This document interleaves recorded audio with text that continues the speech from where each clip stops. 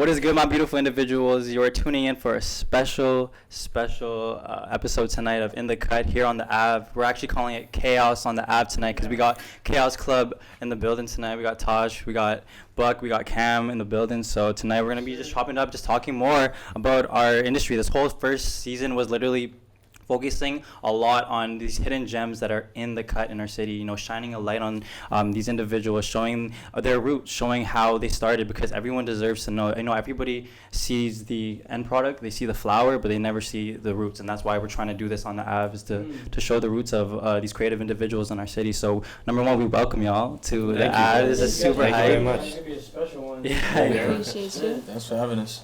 Yeah, let's start off with just introducing each other. I want to get to know every single one of you guys. I know all of you guys. I want to get to know you guys. So whoever goes, whoever wants to start, bro. Ladies first. Sounds good. I'm Natasha. I'm a creative director for Chaos Club, and I manage 2-Track, the music studio. And I work with like a couple of different individuals like Boslins and a bunch of other clients. So I also do marketing at an agency called Constructive. So a couple different things in the creative scene in Vancouver for sure. All over. All over. Yeah. Tash gets stuff done. I get stuff done. She gets stuff done. I don't think she gets enough credit. I want to give hella credit for you. Thank I'm pretty you. sure your team gives you hella credit, but Yeah. coming from an outside team, whatever, like big props. Yeah, we see you. Thank you. Yeah. Thank you. It's just Thank crazy. you. Like, bro, invaluable. Seriously, like one of the hardest working people I know. Respects, Nice. for real. That's a Like, big fact. Appreciate you. That's a big fact. I guess I'll go next. So my name's Buk. Essentially part of Chaos Club. You know, co-founded it with team and partners, some of which you see. It's a pretty big team. Yeah. So we couldn't have everyone in it, but yeah, and There might not fit the room. yeah. bro. The room. Might 27 deep, I think. Well, Yeah, something like that. it's a big team. It's a big Yeah, team. We'll touch on that later. For sure, for Yeah. sure. Crazy. I'm Cam, photographer at Chaos Club. Mm-hmm. I take the pictures. And That's nice. all I kind of do. I don't know. That's the trade, but it's the vision that makes you valuable. I don't know. I've been doing photography for like 5 or 6 years now. Word. I started like really young, so I kind of always knew this was the path I was gonna take. It was just a way to like figure out how I was gonna get there, and this happened last year, and now we're rolling. So Word. What got you started in? I'm gonna just segue in. What got you started in photography? when I was like 14, Yeah. 15ish, I really just want cool pics for my IG Word, on some real shit. And like a homie of mine, shout out Lucas, he took me on like a photo shoot, and I brought a camera too, and it kind of just, I was like, yo, this shit's so easy. Yeah. Like, I want to do this. And then I just didn't stop. Didn't go to school, like university at all, and I was just like, this is it. Like, it was kind of just like there's nothing else I want to do. Yeah, just go crazy. all the Yeah, time. man. I think that's important, especially if you want to get into something you're interested in and like turn like a passion into a career, because you can't have any doubts like, whatsoever. No. And I fell in love with it. I used it as like a coping mechanism, and I still do to this day. Word. But yeah, no, I haven't fallen out of love with it, and I just know like this is it. Like, Bless. there's no looking back now. That's a blessed feeling to have, bro. Yeah, I know man. some people, like you and me, like I've tried different things and fallen out of it, or never even got a chance to fall in love with it, and I don't know, bro. So it's a blessing to have that right off the bat, you know. Oh shit! How'd you guys even get started? This one, I don't know. Whoever can answer this. Yeah. How did you guys kind of find your way into like the music industry, or what Chaos is doing? Like that, clearly, there's 3 different paths here. Yeah. How did you guys even kind of get to the point where it's like, yo, this is what we're doing collectively? Okay. Yeah, I think we all have like different paths. So I guess I can talk about how my journey got started and where it all intersects. And then. Yeah. So I first got involved, I guess, with music. I would say maybe about 4 or 5 years ago. So I'd moved to Vancouver for my undergrad, and then while I was in school, got involved with the streetwear company called Front Runners. Shout out Front Runners. And so This is gonna be such a long. That's Like long journey, like- we always talk about how we would mind map this, because like it would have to be 3D, because the circles kind of interconnect in Yeah. different ways. It's too complex. It's so to complex. this point. Super But complex. Buck will give you a good rundown. And for the viewers at home, we're just scratching the surface with this. It's a starting point. It's a starting point. So basically involved with Front Runners. So just by the nature of how, fashion, culture, music all intersects, I found myself, interacting with a lot of artists, musicians, promoters, Right. whatever the case is. Right. For me, growing up, I was always a music nerd. Like, that was my thing. Mhm. Like, that was my passion. That's what I did. I was always downloading the latest mixtapes, like, watching all the documentaries about, like, music or whatever was coming out. But at the same time, growing up in Zimbabwe, it was never something that was, like, attainable for me to be like, oh, I want to be in the music Right. industry. I was like, no, it's just something you do Yeah. because you like doing it. Yeah. So it was never like at the forefront of my mind, like, yo, this is something I'm gonna pursue seriously at any level. Mm-hmm. So fast forward, I'm front runners, meeting artists, and I got connected to Manila Gray. Right. So I connected to Manila Gray through one of my partners at front runners called Atif, and he was childhood friends with Azal North. Right. Cool. So Azal North, Manila Gray's producer. Yeah.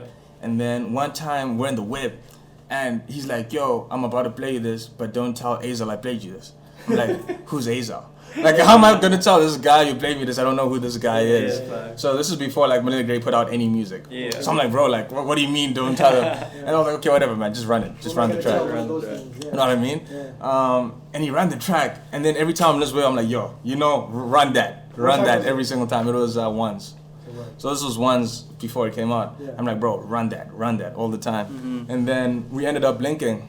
And Azal. no, so me, Azal, and the rest of Manila Gray. Word. We met at like the warehouse on Hastings or something. Word. And then we're just chopping it up, just about like the scene, everything that's going on. Yeah. And they were just starting out as Manila Gray. It was Right. super early stages. Right. And we just chopped it up. It was super organic. I had no management experience, Right. but it was just like one of those things where, like, I really liked the vision. They were so talented, so hardworking. Yeah. Like Nico, Saul, the whole crew. Yeah. And I was just like, yo, I want to contribute. I want to be a part of this. And so we just started working together. So I was co-managing them with Azal. Word. That's how I first got started in it. Crazy. And so, yeah, basically, started working with Manila Gray, Yeah. and we kind of saw the vision come to fruition, and kind of saw the things started to happen. And that started growing, and then fast forward like 2 years after that, started realizing that, yo, there's so much talent in the city, not just in terms of like artists, but producers, directors, like photographers, everything. But unlike a lot of other places, there's no ecosystem, and there isn't that infrastructure that can really develop artists and help people scale and kind of provide them everything that they need. Like if you're in a place like LA, Toronto, New York, you can run into an A&R somewhere, you can run into an entertainment lawyer somewhere. Yeah. That literally happens. Yeah, Yeah. you know what I mean? Happens. Yeah. I was like walking out when I was in New York last summer. I was with my guys that I make music with out there, and we were literally just walking down. It was in Manhattan. Yeah. Like, I don't know what street it was. These guys just literally came up to them, like, "Hey, do you guys want to shoot? I'm like a model agency guy. Like, you guys want to shoot?" Like, that's it. Yeah. Just off of like we're just walking, they literally ask you. So it's crazy. I hope that one day, I know that one day we're gonna see that over here, For sure. but it's gonna take a while. For sure. Yeah. And so that was the whole vision, where it's like, why can't we build a collective where we can start creating the infrastructure here, Right. where we can start pulling the resources here, everything from the business side, the legal side, the marketing side, the finance side, and kind of create an ecosystem that can basically help an artist scale Yeah. and develop an artist and give them all of the resources around them that they would need. And that's where the idea of Chaos Club came together. Word. Yeah, that's the summary version. But Tash and Cam will probably have like Their own- journey. Yeah. Like I first met Tash because we also, she ended up being part of Front Runners at some point too. But Right. she'll tell you that story. Yeah, it was Yeah, very just everything. complicated. It's so Yeah. funny. Well, yeah, because it was like you, Atif, and Josh, and Yeah. so I think we all left Front Runners around the same time in order to kind of like pursue our own passions. I think it's something that it's important, like once you figure out what you like and how you want to direct it on your own. Yeah. So I think like it was funny. Atif asked me to work for his marketing agency, so then I became a branding specialist there, and then Buk and I still kind of remain friends, but. I started working at 2-Track like 2 years ago, I think. So that's like a music studio. It was just like a main studio downstairs, but there was like a photo video studio on the other side. And I used to be a photographer, so I naturally migrated my way towards there. But once there's like a music studio next to a photo studio, you just realize that everything kind of intersects into one, and just like people just pull up all the time. Yeah. Like it's just when you go to two-track, you just know like there's You just have gonna no be. idea what you're gonna get into. You really don't. Like You really you don't. might be running into like a quiet night and like people Yeah. are working at their desks quietly and just collaborating and Yeah. doing whatever they need to do, or you might run into a couple days ago there was like a band playing like a full like live music with drums and guitars, and it was rowdy, it was loud. Yeah. So like you never know what you're gonna run into. You never know, so Never it's know. always gonna be pretty We've active. shot there a few times. Shout out for Yeah. showing love on those. But like every single time has always been different. It's been a different environment. It's definitely different for sure. And that's special though, because like you can't really like create that. It's just something organic. No, you never know. Two track in all essence is a second home to all of us. Yeah. Yeah. Like we can pull up and we know we got our second family there. Not even second, like our family. It's your family, yeah. Like It's on like- some real shit. Like that's It's crazy because when Chaos Club started, like before it was just me and Jose working at the studio. We like built the whole upstairs. We like painted it and renovated everything in order to build a second music studio upstairs. And then when Buck asked me to, basically join and start Chaos Club with him last summer, I had just become really close friends with Bozzy because he had came to the studio to kind of work on some music, and he'd never been to really like a recording studio in Vancouver. Like he was from Victoria, not really like, and I really like tried to show him as much as I could. And then we started like, I was like, I could take pictures of you, like, because I was doing a little bit of Instagram. So I was like, I'm going to take some pictures. And then I ended up, like, styling him. And then, he's, like, helping him with his videos a little bit. And then it turned into, like, you kind of need a creative director. And I didn't really know what that role was at the time. But when you do graphics, video, styling, photo, like, my background's in photography. So it was kind of like a mix of all those things. And I became his creative director, which kind of got me into music industry on its own, which then Buck brought him into Chaos Club. And then it kind of just grew from there, I think. it's Yeah. crazy. But then now everybody at Chaos Club just comes to two track because it's kind of just like the spot. Yeah, It's man. home base. It's home base. It's home Yeah. base. So that's kind of how I started music, I think. For me, it was like actually around the time I've always been into music. My dad in Vancouver is like a OG DJ here, one of the first turntablists in Vancouver. So growing up, I pretty much like grew up in a studio, like on some real shit. Like there was always good music playing. There was always cutting, scratching. So like a lot of the OG DJs here, they know me because of my dad. And so it's like I grew up. I remember like seeing Flip Out. I'm sure you know who that is. Like when I was like 2-3 years old, and like it's crazy because as I grew up, I got into nightlife and started making money doing like club photography just to make some extra side cash. And like I started recognizing them and they started recognizing me. So that was crazy. So I was always kind of in music. It was always something I was interested in. But then I found photography. And then Tash and I knew each other through Instagram. We probably knew each other for like, 4 years now? Yeah, because shooter. So Yeah, we like back in the Uber X rooftopping kind of days. We all used to do that shit. Yes. But yeah, no, we all did that, bro. Days. Everything's archived. You're never gonna see that again. Archived. You're never gonna see that again. Pretty sure rooftops, bro. That's so funny. I was with a client today and he was just like, how do you know all these people? And I'm like, rooftop. Yeah. What's up, Vancouver rooftop? Yeah. Yeah, it's so funny. But yeah, I really got into the music industry when Chaos Club first kind of originated. I was like probably one of the after Bozzy came in. I probably came in like a month or 2 months after that. Yeah. I think it's like, and this is where the mind map kind of starts getting crazy, because Hutan has been a good friend of mine for years, and he was doing nights at Hello Goodbye, and he was trying to bring in local artists in to do a night and like make them feel like a superstar and like have them perform songs, and he asked me to come shoot Bozzy's at Hello Goodbye. And I did, and that's when I met him for the first time, and Tash and I kind of linked up, and then Photos Hutan- are fire. Yeah, I that like, was first night. It was stick crazy. around. It was a good night. And then Hutan needed some pictures, so we ended up going 2-track, and then we stuck around for a while. I love this story. We stuck around for a while, chopped it up with Tash. I met Jose, who's another employee at 2-track. Yeah. That's crazy. I follow Not him on the Instagram. boy. I know. This guy's crazy.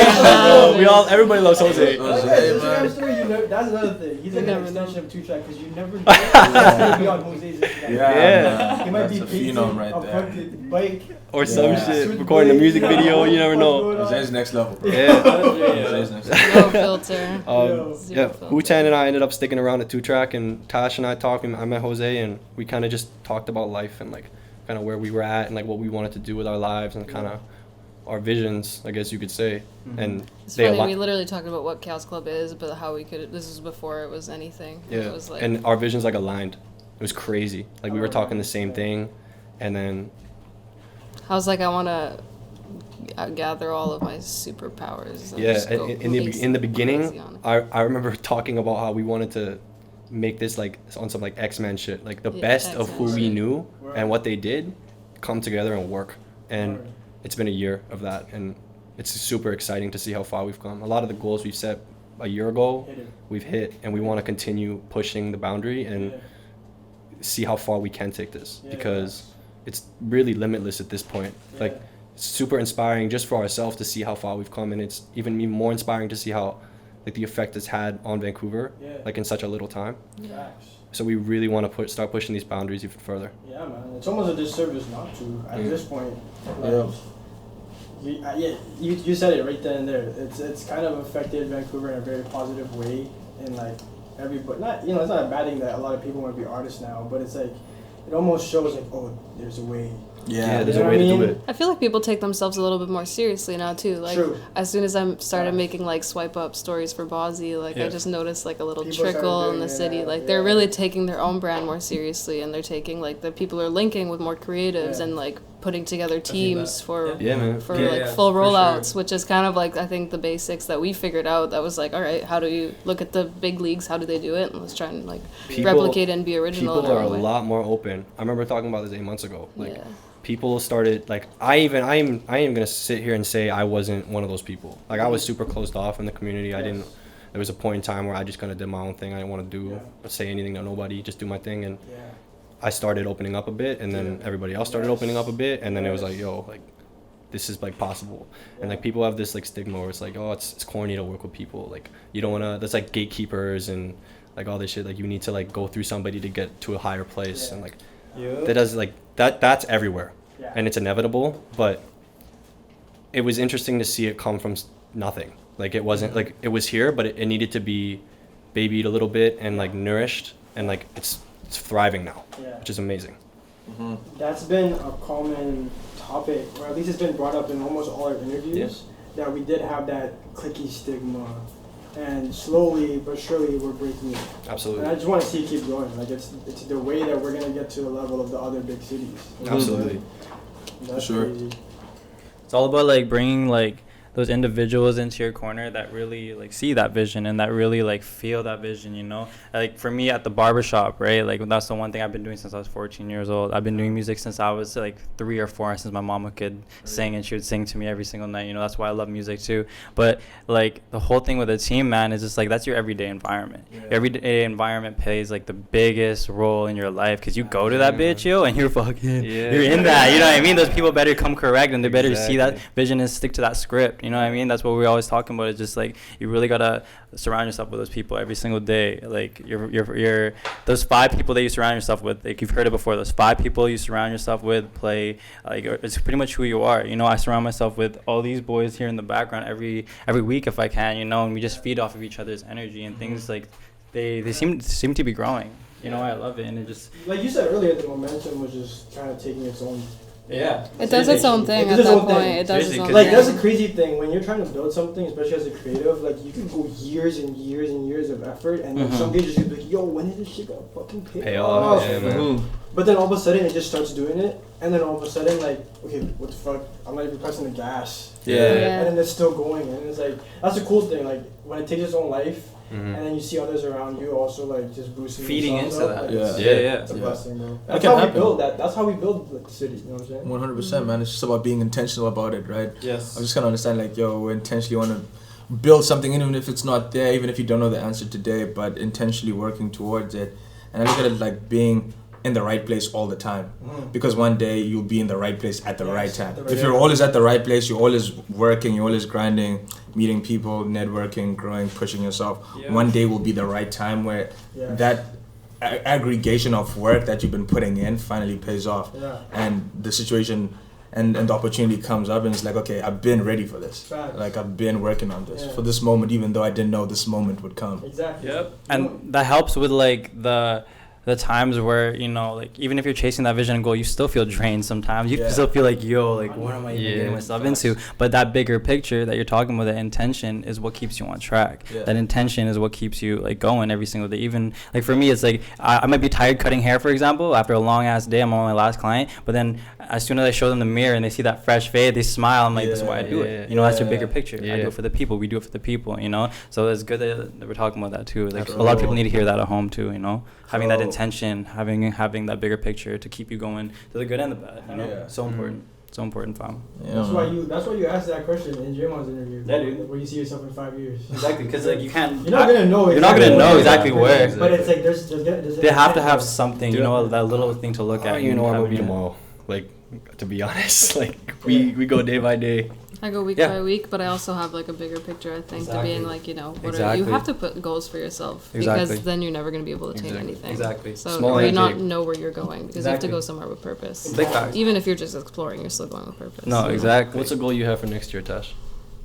That's a question for me. Go ahead. Take the Next year? Yeah. What's one thing you want?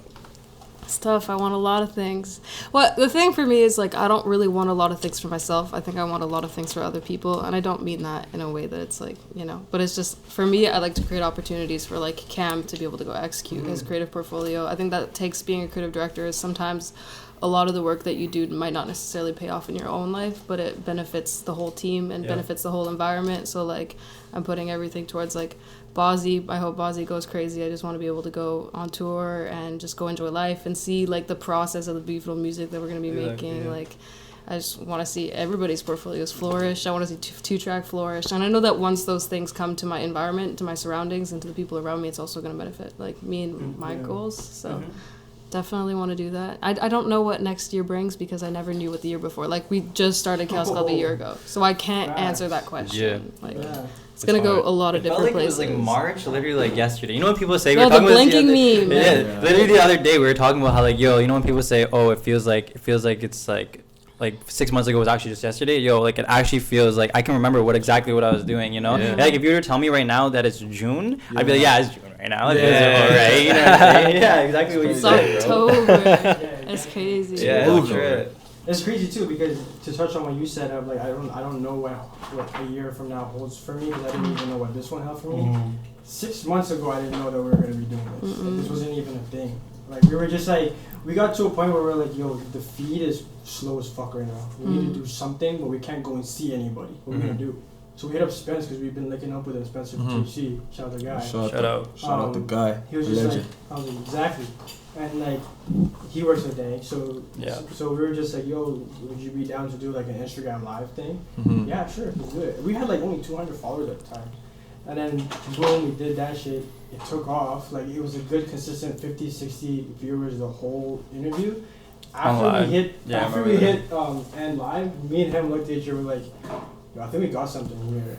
Yeah, that's when you know. Off the first like live. Yeah, it's like, that moment. And I hope everybody can like feel that moment because it's a crazy feeling. It is a crazy feeling. Yeah, it's like, yo, we have something here. Now let's put everything we can into like making sure and nurture it. Let's talk a little bit more about Chaos. He was talking about it earlier. He asked me, he's like, what's the meaning behind the name? So the word chaos is the origin of the word comes from Greek mythology. So chaos was essentially described as a void or the structure that allowed the universe to be created. So it's almost paradoxical in the sense that it's disorder, but that disorder has to be very specific. There has to be very specific conditions for the Big Bang to happen. Word. And so the way we looked at it was we are kind of that catalyst of creation before an artist blows up or before an idea blows up. We want to be that catalyst that's kind of like silently in the background that you may not realize, oh, like that's dead. How does this work? You need this for a rollout. You need this for X, Y, Z. But it's not about us. It's about the Big Bang. You know what I mean? It's about that reaction. And so that's kind of where the name derives from. Who thought of that? Hey man, it's a team effort. Go see 2 times. Give yourself some credit. It's a team effort, man. It's a team effort.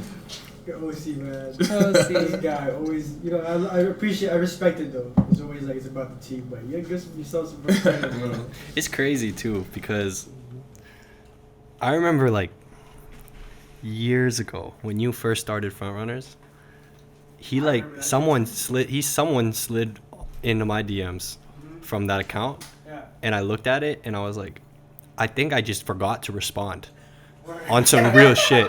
I was like, I looked at it, I'm like, oh fuck, then something happened. I don't remember when that was, but I like pretty much ghosted. It was so embarrassing because like now we're all working together. It's hilarious. It's like when I met you. This guy was in the barber shop in the barber chair, and then I walk up and I literally just look at his cut like this, and I like just dip out, even say hi to him. I didn't even know who it was. And then I just look in the mirror and there's this guy behind me. Yeah. He already had like some of the neck tattoos, Yeah. so it was like kind of intimidating. Yeah. He was just looking at the cut.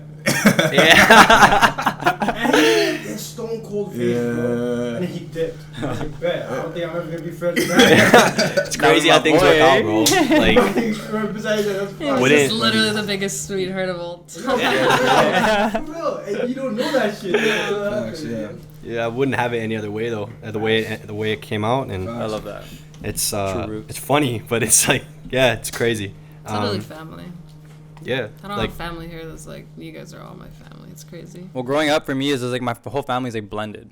Step siblings, like half siblings. You know, my whole family's blended. So I never saw family as like that blood thing. Family is those people that every single day you guys work towards that thing. The people who actually like are good for your soul. You know what I mean? You can feel when people are good for your soul. You can feel that shit like truly. You know. So yeah, fam shit all day. I feel like you choose your family regardless if you're blood related. No facts. It's like I would be more offended if I chose you to be in my life and you betrayed me in some way, right? Even if you were blood related. No, to me. exactly, fam. Because I didn't Exactly. choose my family. Exactly. You know. Exactly.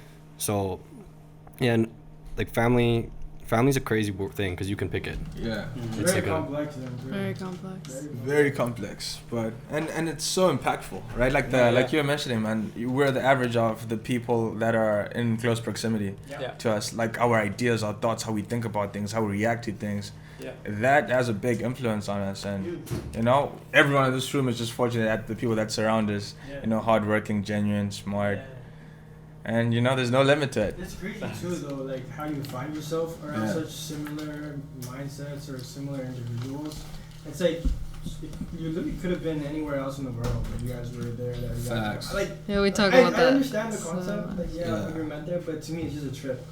So wild, bro. Like we talk about, like, okay, we'll get into this, but like, tell them where you're from. I'm from a military base in Manitoba. Word? Yeah. It's It's crazy. crazy. And you're from Like, Zimbabwe. I'm from Zimbabwe, bro. Like, I'm from Gastown. so I grew up down. downtown. So funny. And then just Chaos Club Extended is just insane. People like from all over the place. So like that alignment for things to come together and that energy to attract. And you know, it's like, okay, you know, everyone now ends up in one room. Where it's like 10, 15 years ago. When I was like halfway around the world, I'd never even heard of Vancouver, maybe 10 years ago. Yeah. And it's kind of crazy how it works out, but then you kind of all. Yeah, I all applied to art school because I hated my life and I moved. Word, And I was just like, I gotta dip. And then I somehow ended up here. It's crazy. Yeah, my It's dad- all meant to be, though. It's all meant to Yeah. be. My dad being like a DJ way back in the day, he was like super he was like us, like back in the day, but there was no one. This was like what, 80s, 90s. There was nobody doing this shit back then. There was no outlets, there was no internet. And like he was like one of he was telling me stories, like he was one of the only people that were like super into this and like was inspired and like ready to get things going, but because nobody was around to do that with him, it kind of just allowed him to like not continue it anymore, which was sad. But like fast forward like 20 years later, like I was born, 20 years go by, and then I'm telling him like, yo, things are actually like starting to happen, and he's like starting to take notice. That must be so awesome for your It's dad. it's so cool. Just like, yo, your because- son is experiencing and like that. yeah, That's so it's cool, it's yo. insane. Yeah. It's like I'm very grateful, Yo. and I want to show him like things are actually happening here and like prove to him, because it'll happen soon. Straight up. There's a huge stigma about like East Coast, West Coast, and like people from Bi-coastal. bi-coastal. Someone said that the other day, and we were like, huh? Camera, We just looked. It was just a funny thing to hear. Like you don't hear that every day. But Sorry, every time someone says east to west, I go back coast. I hear a lot of people talk about how like Vancouver, they want Vancouver to be more like Toronto and like, or like LA, like New York. Like it's an East Coast West Coast thing. I don't think the road to success personally will be trying to replicate what they're doing. It's doing what we do with the amount of people we have here, because it's completely different. I was in Toronto like a month ago, and it was my first time there, like fully experiencing it, and it literally changed my life. Like I heard, it was all talk. Like I heard so much about the city and the hustle bustle mentality, and like you said, you were in Manhattan, and someone pulled up on you and like asked to take pictures. Like I shot for Contraband Toronto when I was there, linked up with the model. The model took me to his homies who had a pop-up shop, linked all his homies. They brought me in like one of their own. I bought these shoes, and and there was like a DJ on the block, and like we were just having a party. I'm like, yo, this will never ever happen here. You will never see that here. So instead of like trying to replicate what they're doing, like do our own thing and prove to the world that like there is something here. That's like a thing that we were talking about the Common topic. I think there were like a lot of when you were texting, you had posted the text on your story. You were saying like one of our goals is that we want to make sure that we make this city kind of like the destination for this corner of North America. Yeah. And he said something about Vancouver's gonna be the LA of Canada. LA of Canada. I said no. Vancouver's gonna be the Vancouver of Canada. Of Canada. True. Yeah, seriously, it's like we have like. How we see it is like there's those four corners. So there's Vancouver, or there's Toronto, there's New York, there's LA, and then what's right here. That still has we as creatives have a responsibility at this time to really showcase what this city is about. We have this little pocket, this little bubble that I feel and that I see like in the atmosphere, just like, yo, we have the opportunity to shape how people see this city, and we got to come in strong and come in proper. And this is why it's so great starting with like, this is a part of the roots, you know. We barely have scratched the fucking surface, you know what I mean, of this whole city. We're just like planting the seeds right now. Tell them about like the whole generation thing, New York's and like generation. Yeah, so like how we were talking about it is like, you know how if you look at New York, for example, okay, there's Jay-Z, right? Jay-Z is probably one of like those first or second generations up there in the industry, the hip hop industry, to really put something on for the city. But now if you look at the city, who's popping off are more like 10th gen, 11th gen. There's so many generations that have come up from the scene since then, right? If you look at Vancouver, we're like the Diddy's, we're like the Jay-Z's. We're at that point right now where we have to put on the next. That's why for me, I don't have to like pop off in a mainstream kind of way, you know what I mean? I kind of just want to help put others on, and that's why we're doing this, you know what I mean? It's just to help each other like grow and fucking and see this, because one thing that we see too is, you know, Atlanta. I admire Atlanta coming together, and Atlanta always pushing together as a whole, like whole industry together, rather than just seeing it like so like dog eat dog, you know. Like that's a mentality, especially in like the hip hop and rap game. It's always been, it started off, you know, like the whole origins of this was the whole about like speaking your truth and everything, and over time and everything like that. Like there's a lot of clout that's involved. There's a lot of crazy shit now in the hip hop industry. That's why for me it's like I don't necessarily want to be a part of the industry, but I want to impact it. I want to have a saying, and I want to have like at least a way, because for me, bro, like music has always been that healing factor. Like that one thing that I turned to, yo, when I was in like 4th grade, 5th grade, being bullied and shit, just because I was like bringing my guitar to school and stuff. I would dive deep into that and just write my songs, write my soul out. You know what I mean? It was that saving factor for me. So I want other people to see the music industry not just as something that's for the clout, for the fame, for like, oh, I'm a rapper now. Because for some reason being creative is cool now. I was a creative when fucking I was being like clowned on for that shit. You know what I mean, yo? It's just like, I feel you just like, on that. No, seriously, yeah. I did like you're talking about guitars and shit. Like I did photography. Like that was my thing. Yeah, exactly. Like, regardless of what people were saying, I still do it. And like 5-6 years later, I see the same fucking people doing that shit, talking shit, doing what I'm doing, and I'm like, yo, hold on, man. Like, yeah, like where are you at? Like it's crazy. Yeah, what I always say is the quicker you come in the game, the quicker you go out it. It's just one thing I've learned, and one thing I've observed is the quicker you come in, the quicker you go. So if you want longevity in this, build those roots, take your time with it, really, really, really build those foundations so that the next generation can prosper. So we can actually have like an industry out here. You know, it's just like if we just always want to pop off and just be selfish and just do our own thing, then like what is gonna come for after? You know, you always got to think of it. That's why it's such a big responsibility. Well, it's like what type of impact are you leaving for others to be able to grow? So straight. Once you're out the game, you're out the game. now like no one can even follow in your footsteps now. Yeah. Exactly. Yeah. I also have to feel like the people that follow in those footsteps, they have to try a lot of different things in order to become successful. And I think if people rush into one thing and go like, "Oh, I'm only this," it's like you never really take the time to figure out what you really are, or all those types of things. So there are definitely those growing pains for people that are going to be in the next step of generations, the people that might look up to us now. But it's like it takes that to be able to figure out who you are and what you like to do. Because I think a lot of people don't take the time to figure that out. No. There was this thing that you actually said on Think Space about that. It was like if you don't know what your purpose is, then you shouldn't even be doing anything else. Don't sleep, don't eat, because it's literally free to think. It's free to be in your mind. And what Shisha just said is like, bro, literally just take the time to figure out like what you're gonna do, what your purpose is.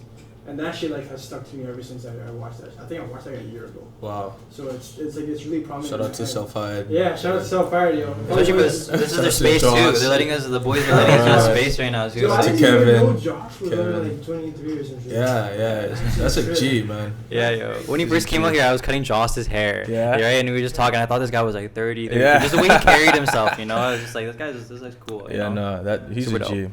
Yeah, but that's true, man. I feel like the most impactful things that can happen to you all happen internally. So just taking the time and pushing yourself, I feel like there's this kind of myth that one day it's just going to come to you. You're going to find out what you're good at. You're going to find out what you like, what you're passionate about.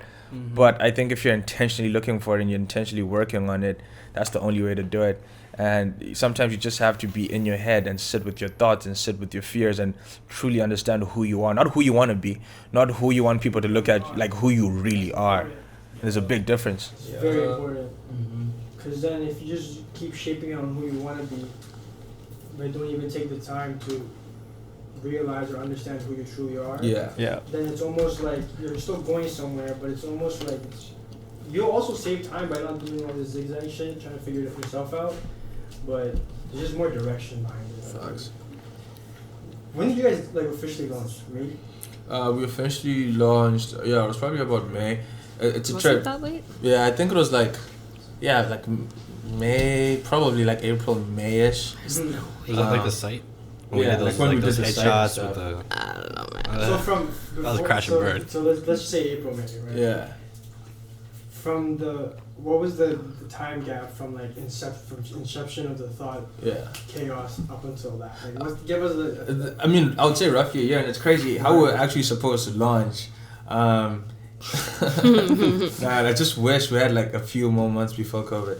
But essentially, the idea to launch Chaos Club, we had planned out and almost kind of fully booked and done all the logistics. We're doing Chaos Fest, and we're gonna do that in Warsaw, Poland, because we wanted to say like, yo, if we announce it and we're already outside of Vancouver, the look that it has is just like, oh, okay, cool. Like it's not confined to here.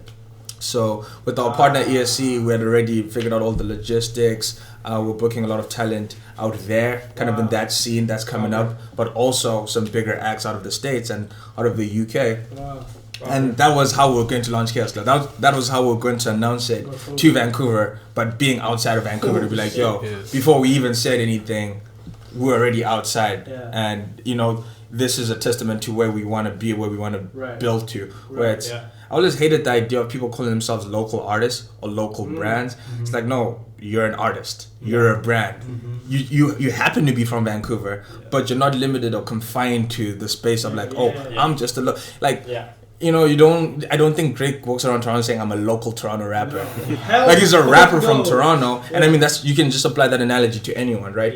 If your vision is big enough and you don't have this artificial ceiling that you put on yourself and you put on your ability, then there's no limit to it. So our actual official launch was supposed to happen in Poland, and then COVID happened. Why Poland? So one of our partners is very big in the esports industry out there, and you know, on the back end, before we even announced, we're building out a lot of partnerships to make sure that we can actually add value and have leverage, not only on our artistic and creative like point, but also on the business side, on the finance side, and everything on the back end, which is kind of like the majority of the leverage, which is more so, you know, foundational, and it's not something that's kind of like out there like that. And so Poland was dope because they also have a budding trap scene, and we realized early on, like, yo, music is globalized, culture is globalized. Yeah. I can listen to a rapper in Korea and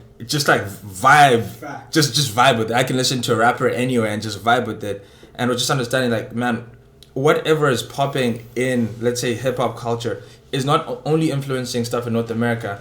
And I think growing up outside of that, I saw the power of media globally. That, yo, we all, let's say, grew up in different parts of the world, but we have that shared experience. That we probably grew up listening to the same stuff, wearing the same things, watching the same movies.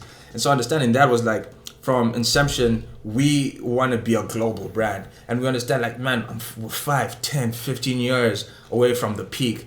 We know, like, we're so far away from our full potential. We don't even look at, like, when we reflect, it's like, okay, we hit our goals, but we don't look at it like, oh man, like, with the shit, or we've done something amazing. It's like, no, we're just barely scratching the surface because we know where we can be. And we're not putting this artificial limit of, like, we want to be cool enough for this one region, or we want to be cool enough for someone that's just starting up. And so that obviously fell through because of COVID. Right. We were like a few weeks away from announcing. And so we're just like, okay, cool. Let's just announce it digitally, whatever. We've been doing it anyway. By the time we announced, we had a bunch of releases out. We were working on so much stuff. So it was almost just kind of like a formality of like, by the way, this thing exists. Yeah, boom.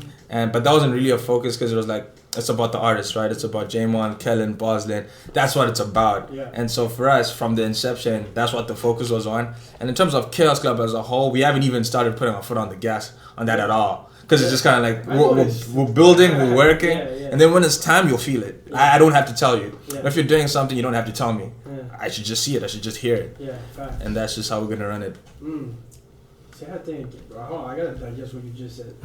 If I'm doing something, you'll just hear it or feel it. Yeah. You don't have to tell me. I don't have to announce, hey, you don't man. have to shove it down. You know what I mean? Like, you don't have to. Yeah. This is my resume. I'm so cool. Like, I do this. Like, bro. Like, we'll see it. Like, we'll see it. If you're doing that, we'll see that you're doing that.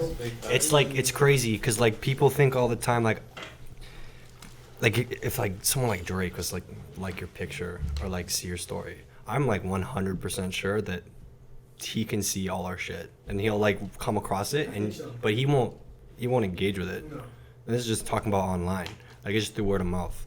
So like everybody, there's like levels to it. Everybody in the industry, we're all a part of the same industry, but we're just all somehow interconnected in some sort of way. Everything's like literally 1 or 2 degrees of separation at this Absolutely. point. It's crazy. It's nuts. It's insane. So like these higher ups that we dream of working with one day, and some of our favorite musicians, they're definitely tuning into what we're doing. And in the past, they were in your position where you are currently now. Absolutely.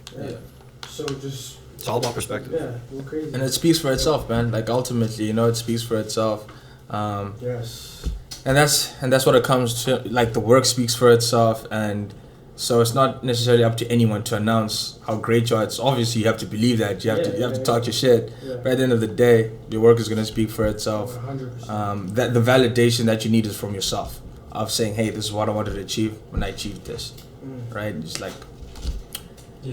that's just kind of the way it goes. Yeah. At the end of the day, you're the only one holding yourself back from anything. You could blame a shitty childhood, you could blame a crazy whatever, but like at the end of the day, you can blame somebody else, you could blame you whatever, but at the end of the day, you gotta look at yourself in the mirror, because every single day that's you versus you. You wake up, who do you see? Is you, so if that part of you doesn't believe in that vision, if that part of you doesn't believe anything, then it's like there's not a point to it. You gotta really have that intention, like we're talking. You only got yourself. You gotta have It's that so motivation important. for yourself. I see so many people that just don't really believe in themselves and don't want to take it to that level. Like I think they kind of say it to other people, like, "Oh, I kind of want this," or "I kind of want this," but it's like you don't. You don't. You don't. If it's Exactly. kinda, you don't. Yeah, kind of. Like internally when you want it. Sometimes you need a little push. Yeah. Like that's okay. Yeah. And that push depends on who's around you. So It's a true. huge thing. So true. I ain't even gonna lie. Like Tasha's really pushed me this year. I was not a studio photographer before last year. She threw me into a studio and was like, figure it out. And over the year, like I've become a studio photographer. It's like it's weird. Crazy. I don't know. You put someone in an environment and they're gonna figure out how to do it. It's like you gave them the basics. Like the same thing. If you kind of want to do something, well, sometimes you just need a little bit of a push. So it's like, well, you never know your limits. So I'm gonna put you in a studio and you're gonna figure it out because I need you to be in a studio. Why would you limit yourself to just doing outdoor shoots? Like it just doesn't make sense to me. And that decision was just so funny. Like you were in a session the other day and you're just writing some melodies and he's like, how would I even become a writer? And I'm just like, get somebody in the team send you beats and do some voice memos. You come up with some melodies. Some real shit. Yeah, no, like just don't limit yourself. Like you have an entire team around you. You have so many people in the city that could support you in any possible way. So it's like once you put something out there, or if you manifestation is huge as well, you kind of got to do it. So yeah, it's crazy. Be resourceful too. It's just like we always talk about how you can literally learn anything online too, and being self-sufficient. You shouldn't have to bank on a team to give you things. That's why I started making my own music, producing my own stuff. That way, because like no one else can hear what I hear in my head. So all quarantine, that was the one thing I was like, you know what? I have so much time right now. Let's get in our music bag. Let's just learn something. Like you can pull it. I built my whole hair career off YouTube videos, and I would just follow the YouTube videos while I was cutting hair. Crazy. You know what I mean? And then from that, whoever let you cut them on that first video. It's only shout out the first guy. Yeah, I'm sure that first guy. I was like, you know what? All right, cool. Let's do You have that. permission to completely fuck way ahead of you. and it'll be like this for 2 weeks. Yo, and I know big you're gonna fact. say, oh, it'll look better. When it But grows shout out. that guy. Shout out whoever was that first. Brother. Yeah, shout out your brother. Shout out your brother. Same thing for anything, bro. Shout out the first guy who let you take photos of. Shout out the first guy who let you creative director their shoot. Yeah. You know what I mean? No matter how big you get, you gotta remember where you come from and your So roots. true. It's something you can't forget because that's what holds you down. Those are the things that you planted, those seeds you planted that turns into roots that hold that flower down. Even when the winds come in, even when the sun's burning, it keeps that tree up. It keeps that tree alive. Those roots are so important. You guys have been. It's pretty young in the chaos life, but is there any hard lessons you guys have learned thus far, even just from your experience in the industry? Anything you guys have learned or something that just stuck out to you? It's like, oh shit, I'm gonna keep that in my pocket for next time. Josh? There's so many things. Yeah. It's definitely gonna be hella, because I mean, if you're anything like me, I learn every day. Every But day. there must be like one thing, or even something that you want to even share with us, or share Like a with period of this year that you guys were kind of like, yo, like at all, like kind of like just like not moving, but like kind of just like you stuck in your head a little bit. There's like there's always obstacles. Sometimes you got to take that detour. What was one of those things that stuck out to you that helped you guys become even stronger? Because I always feel like you learn from your mistakes and you get stronger from those. I think one major thing is like you never know what could happen, and really taking that into consideration, being like, am I doing everything that I possibly can to research what I know and make sure that it's right? And then is everyone else doing the exact same thing? Yeah. And then knowing that it might just be a fluke, that someone else may blow up, or that, all these different things could go wrong in a sense, but you really just have to like prepare yourself in every single avenue and really think about what you're going to put out. I don't know. It takes a village for sure. Or it's crazy. making sure you're not around yes man. Word. Like I see that. I've been around yes man for a while, and this year was like, it really showed me like, okay, I think my work's good, but who thinks it can be improved? It can always be improved at all times. I even know that, but like, it was when people started like critiquing it and like giving me like tips and tricks and like pointers. Like I didn't even learn Photoshop till like probably like 6-7 months ago. I only use like Lightroom. Yeah, same. Yeah, it was easy. And like I learned Photoshop through like, she taught me some things. I was looking on YouTube, like you said, you can look online and just figure things out. But like really making sure like you're confident in your work, and because at the end of the day, that's all that matters. Yeah. But making sure as well that you're not just being told yes every single time. Exactly. Because that'll drive you down without even like realizing it. Yeah, for sure. I'd say for me, not so much like a new learning, but like you said, something that's kind of like you get reminded of. Again, kind of like similar to what Tash said, is that, things can happen that are outside of your control, and you just always have to adapt. And then sometimes, like, you always know this, but when something that's drastic, like a pandemic happens, it's like, oh, like anything can happen. Literally anything. And then there's this saying that I really like. I think it was made famous by Sigmund Freud. But I think it's like another like Greek mythology thing. I'm super into like Greek like mythology? yeah, that sort of like philosophy and the ancients, because ultimately, man, the stories are the same. Human beings are the same. It all History repeats cycles. itself. It all cycles. History repeats itself. Anything we've experienced in a different type of way, or someone has experienced in a different type of way. But the saying goes, if I can't bend the will of heaven, I'll move hell. That just says that, if I can't do something, I'll do something else that's impossible. So there is no middle ground of like, okay, this thing is impossible and I can't do it. It's like, well, if I can't do this impossible thing, I'll do that impossible thing. Ultimately, one way or another, something is going to get done. Yeah. You know what I mean? Like, there's nothing that will stop the vision. There's nothing that's going to stop me from getting where I want to go to, or supporting the people into getting where they want to go to. And so, yeah, that saying kind of took a different meaning for me, like, over the last few months. Where it's like when you just have your back against the wall and it's like, yo, not prepared for any of this. Wasn't anticipating any of this. But you can't just be like, all right, this is it. It's like, oh, word, this is it.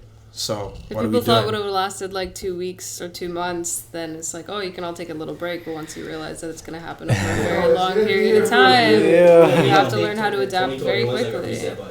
Yeah. No, Nothing's gonna it's change. another year. Another thing too is when people think that all of a sudden it's gonna end on December 31st, 2020.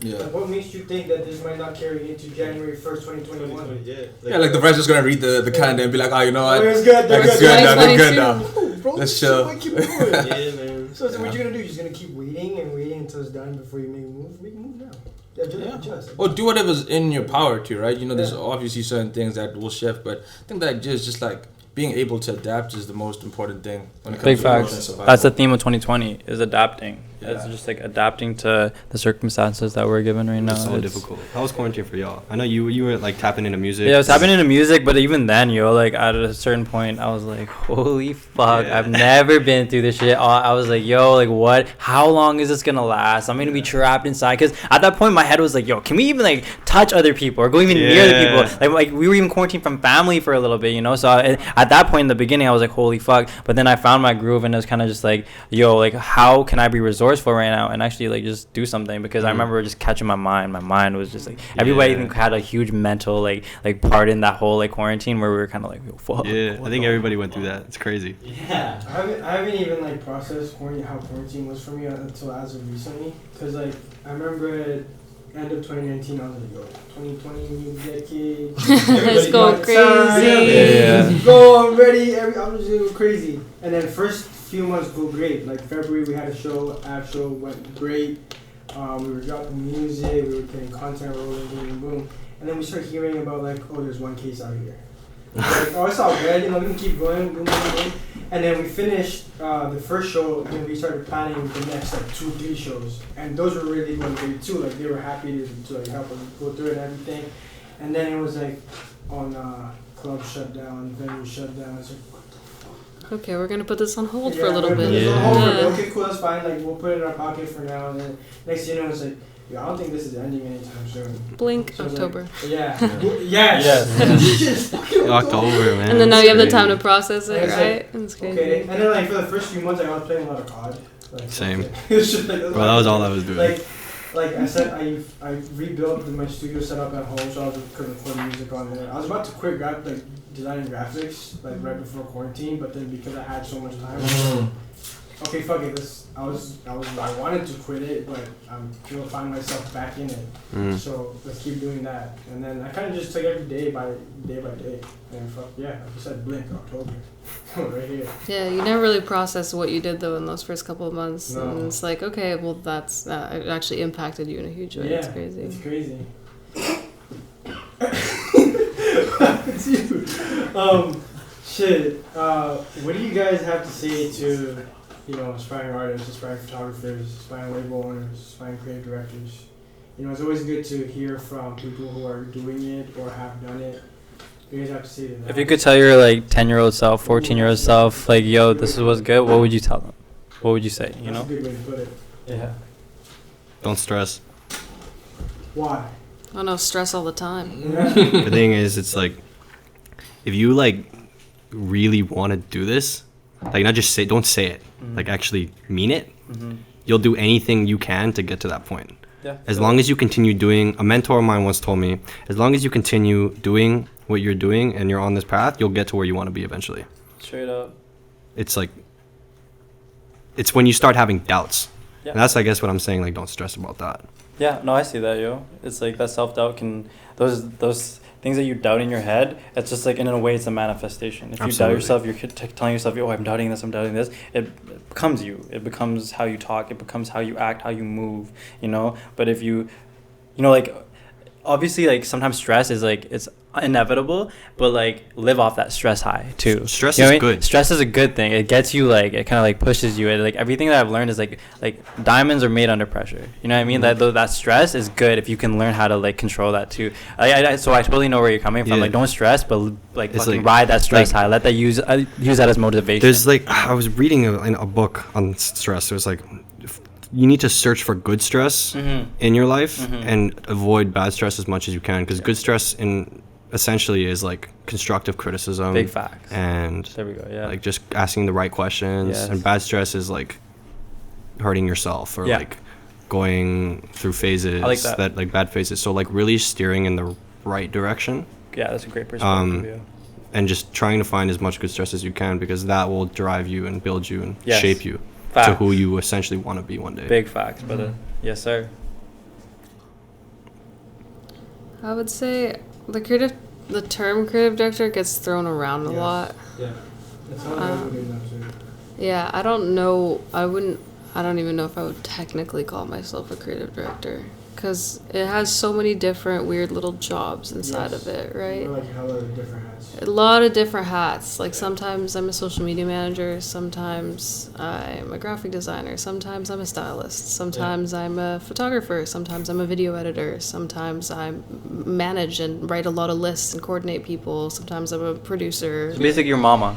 You're like mama of the squad. Mama's a nurse. Mom is like to take care of everything. Mom's gotta a lock chef. up the studio. Yeah. Gotta Mama Tash. Mama Tash. It's literally Mama Tash. Yeah. Tash holds it down. Bro, everything would fall apart. Yeah. Yeah, but it gets thrown around a lot. So I would say, like, if you want to try creative direction, try as many things as possible, because you're never gonna figure out what your niche is or what you like, or different sounds or different spaces, all these types of things. Like, I would say, like, anybody that's really talented in a specific thing, like, figures out what their groove is and whether they can blend photography and videography into something and has a certain edge and style. Some people are really into, like, nature and, you know, bringing in creative direction in through, like, you know, say styling and videography and nature. But I would also say, like, as a designer, you can also work as many jobs as you want, because you could be working a 9 to 5 for like an office and just be doing graphic work that they choose for you to do. But if you're really passionate about one specific niche, like I'm passionate about music and fashion and culture, like I can do what I do for creative direction in that niche. And if you're really passionate about food, you can be a creative director or graphic designer, photographer in the food sector. Exactly. So like figure out what you really like and what your passions are and where you can make money, and then blend that in with your skills. So like trying as many things in that area of what you enjoy doing every day, because then your passions will be able to generate income, as well as it will be able to like fulfill your daily like needs, I would say. So yeah. And also gives you kind of like a little like break. Let's say like you're working on one thing and you need to put that on the charging block. You can like take out the other thing that you're doing.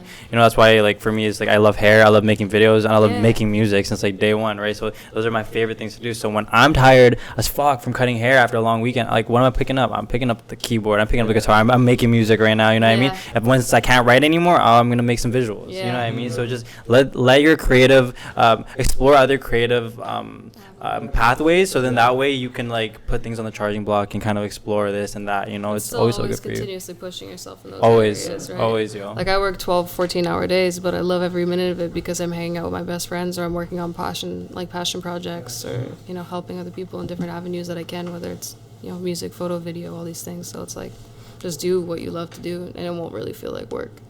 Exactly. And for any like people at home, I have to like say to you is like, if you're working for somebody every single day, you're putting an 8-hour day, don't go home and not do anything. Go home and work on the things that you want to do. You can't go work for the man. If you never want to work for the man in the future, you can't go home and just you can't just work for the man the day and not do anything for yourself later on that night. You got to like take that even 1 or 2 hours to really just put that for yourself, because if you want to do things yourself, you got to do it yourself, you know. So doing that is going to get crazy, because when I had a 9 to 5, like, and I really wanted to start making music, I'd be up till 4. 4 a.m., bro. That's our hours, right? Up till 4, but that's what it takes. Yeah. And so eventually it can transition into you don't have to really do the 9 to 5 thing anymore. I got work in the morning. Yeah. Long nights, long days. Yeah. Fucking motto. I live off trap naps, like 2-hour naps here. Wake up, work, 2-hour nap, 1-hour nap, 10-minute nap. Just take what I fell get. asleep. I had this one night in one of my songs. I fell asleep in the booth on the show. Yeah, I was straight. like, oh, fuck. Yeah, yo. And I woke up and I was like, still in the booth. Yeah. What the fuck? Is the engineer still here? Yeah. Yo, run that back. You know what I mean? I just felt like if I could find like anywhere, like if I could just get 6 hours a day, whether it's all together or just randomly throughout the day, as long as you get those 6 hours in, you're good. So just that's what I do, you know. I just like go off whatever sleep I can and at least get the 6 hours. Sleep's important, kids. It helps you think straight. And shit It's so like that. important. That's So important. It's actually it's a thing you need to understand. Like you feel like invincible. You can do these 4-hour nights, 3-hour nights, but at least get some rest down. At least every single day, get 6 hours. It actually pushes your day a lot longer if you just actually sleep when you need to sleep instead of like it's just so true. There was like a time period like 4 weeks ago where like we were like back on the same sleep schedule. Like I was falling asleep at 10, and you were like normal again because things were slowing down. Yeah, thank God. Like we were, like I was going to bed at 10, waking up at like 6, 7. Like and I couldn't. But like and then like to be honest, This no, guy like I was like. every morning 8:15. I swear was- to God, he's like da da da da da. I'm like, Yeah, just yo, what are we doing today? Like, what's going on today? And then she got on that same sleep schedule. yeah. And then recently it's just kind of shit. Yeah. So we go to bed at like 4 a.m. now. Wakes up to like 100 messages in there because everybody was up already. Everyone's up. It's crazy. I mean, you were talking about it the other day. Like, you feel like you got more time in the day to do your shit, You do. I feel a little bit more control. Well, especially because of my marketing job. Like sometimes I have to take branding calls at like 9 a.m. So it's like I kind of have to figure out a routine, or else if some days I'm up till 6 and then some days I'm asleep by, it gets wonky. Because during quarantine, I think we were in the studio till at least 5 or 6 a.m. every day. It especially starts getting tricky when you start working with clients in other time zones. Yeah. Like East Coast, when you're working with people in Toronto, like on the East Coast, like you got to be up early for them. And sometimes it's like, well, that's not fair, like but like you got to do what you got to do. The situation. Buck never sleeps. I don't think I've ever seen Buck sleep. I sleep. There were 2 questions. So there's one, what would you tell your younger self, and the other one was like, what's your advice? I'm not honest. I wouldn't tell my younger self. He can figure it out. Like he'll figure it out. Maybe like buy Bitcoin. Like that's the extent of the message that I would go back and tell my 10-year-old self. Good answer. You'll be fine. You'll be Yeah. I'm fine. here today. Yeah, like you're still alive in the future, so you got 15 years at least. Yeah. So you're good. Buy Bitcoin, probably. I don't think, 10 years, bro. Yo, facts. Man, I was so close to like a while back, and I just, for some reason, I was just like, it's whatever, yeah. I had a buddy who pulled out right at the last second. Oh, damn. Oh, my God. Jeez. He had it, and he's like, I'm not doing anything. But I'm gonna need this to get out. And all of a sudden, he was just like, oh. That's so funny, bro. Like all of the homies, like all of like the internet homies that were like super into like internet stuff. Like a lot of them just like, I bought pizza with Bitcoin, or like I bought like the dumbest stuff. In terms of what I would tell anyone, is you're not gonna have all the answers, and no one has the answers. So it's not just that you don't have the answers, like no one has your answers. They may have their answers in terms of how they did it, what the environment was like, what the conditions were like. But because everything is always evolving in any industry, your story is different, your conditions are different, your timing is different. Understand the difference between their answers and the answers. Mm-hmm. And the answers are your answers, and only you can find those out. You can obviously, get all the advice. You can tap into the OGs, you can read, you can be curious. Curiosity is so important. But ultimately realizing that you can't replicate someone else's journey, and that as long as you have the foundational information and you are curious and you aren't driven by your ego in terms of, being afraid to be wrong, or being afraid to ask a dumb question, or being afraid to whatever. It's just like, just be curious, but also understand that only you can find your answers for today, because your situation is very different than anyone else's. Yeah. Bless. That's all the questions I had, bro. You're nice. You got anything? I think I'm good too. You guys have anything off us? For us? Yo, tell me about the app. You know what I mean? Because I feel like with podcasts, like certain people might watch certain episodes, Yeah. so even though you might have chopped it up like in one episode, you might get like a new audience that might only watch that one or another one. Yeah. The app, bro, same thing. The mind map is fucking crazy. Mm-hmm. It started off literally as Phil right there in the app hoodie. Shout out the guy. The app was just his house. Yeah. Like, we were going to his house just to record music, chop shit up, take photos, whatever. Like, that's just a spot. So then we were like, yo, why don't we make like a studio type thing, and let's just call it the app. Like, that's just where all roads lead, like the app. It's just one place where everything can happen, right? Whatever, like similar what 2 Track has right now. Mhm. That was the first vision. Then all of a sudden it was like, oh, we don't really want to take it that way. We want to like create like this platform. I don't know if it's a digital platform or if it's whatever it is, a platform for artists in our city that are like we're gonna put like I said, for In the Cut, we're gonna take the gems that are in the cut, we're gonna put them on a platform. Mm-hmm. Now when somebody, and then we want to become like a huge platform, that way when somebody looks at the app, they also look at Vancouver Mm-hmm. in all aspects.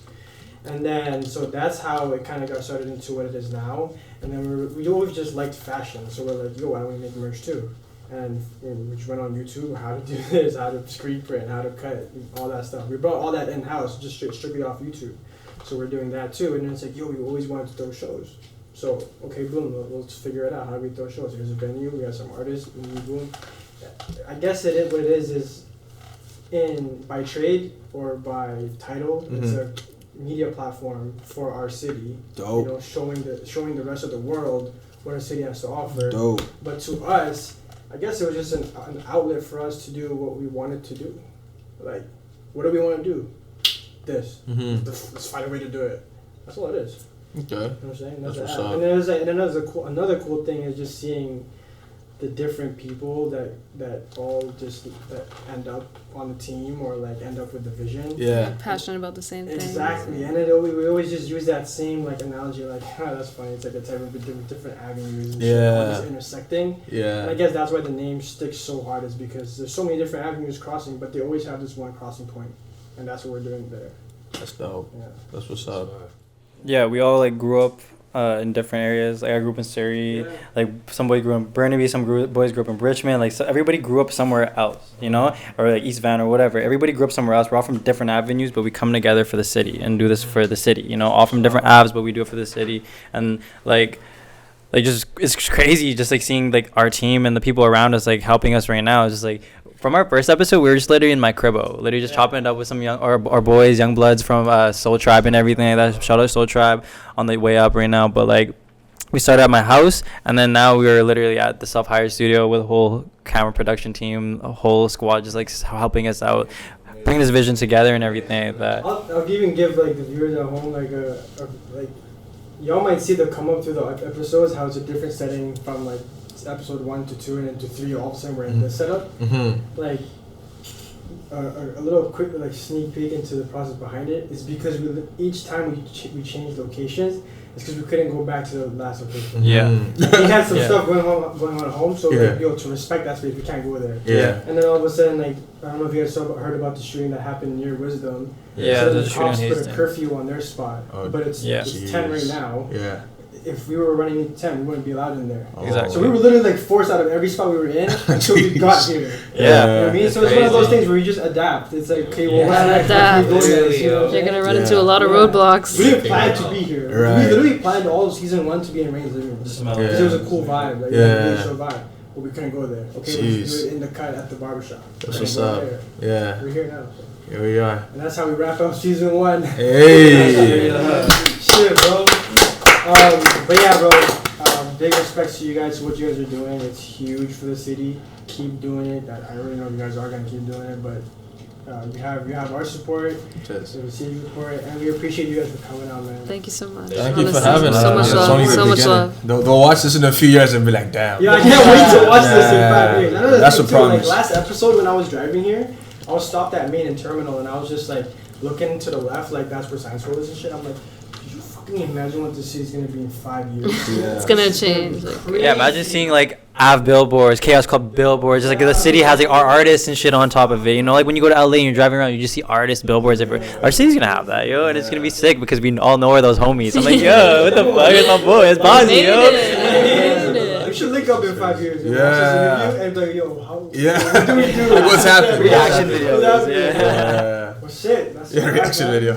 No, but thank you everybody for tuning in to the season finale of season 1 of In the Cut here on the Av.